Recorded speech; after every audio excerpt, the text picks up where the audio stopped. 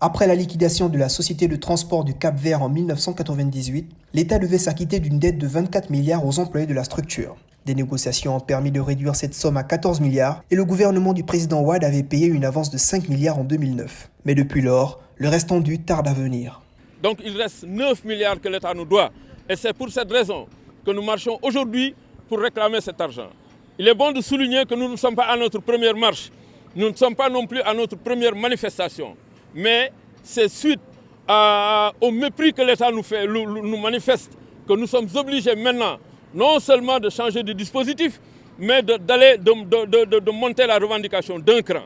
C'est pourquoi aujourd'hui, présentement, nous sommes sur les allées du centenaire pour marcher une marche de protestation avec nos enfants et nos femmes, toute la famille de la Sotrac réunie.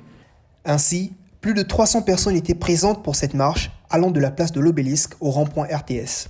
Hommes, femmes, enfants et petits-enfants marchant pour un objectif commun, le règlement du reliquat des ex-agents de la société. Ces ex-travailleurs pointent du doigt l'attitude du ministre Abdoulaye Daouda Diallo dans cette affaire. Ce que nous reprochons au ministère des Finances, c'est de ne pas dire la réalité au président de la République qui, malgré tout, lui a donné une instruction. Parce que l'instruction a été donnée non seulement dans un conseil des ministres, mais l'instruction a été donnée publiquement dans un meeting par le président Macky Sall lui-même.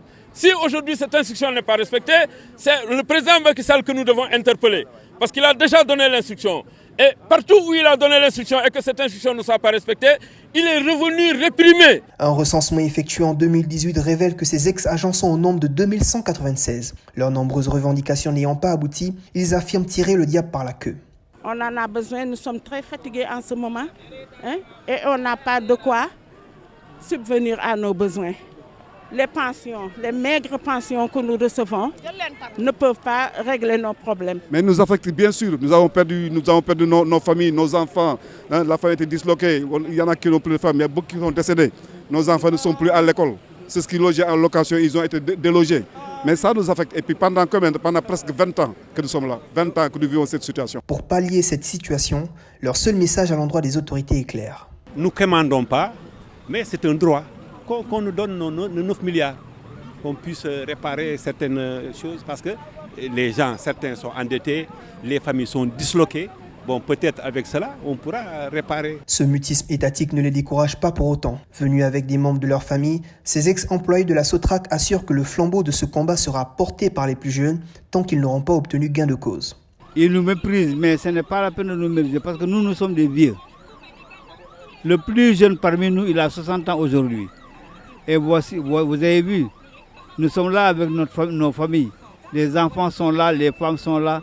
Et nous sommes leurs papas. Ce sont eux qui vont assurer la relève demain. Parce que Macky Sall, s'il ne paie pas notre argent, nos enfants là vont poursuivre le combat jusqu'à la fin. On ne va pas laisser céder nos 9 milliards. L'État nous doit bel et bien 9 milliards. Ce n'est pas un problème qu'on a fomenté. Non, non, non. Ça existe. C'est notre sueur. Et nous sommes très âgés. Pourtant, en 2019, lors de sa campagne électorale, le président de la République Macky Sall avait fait la promesse de prendre ce dossier en main tout en mettant en place un plan social spécialement conçu pour eux.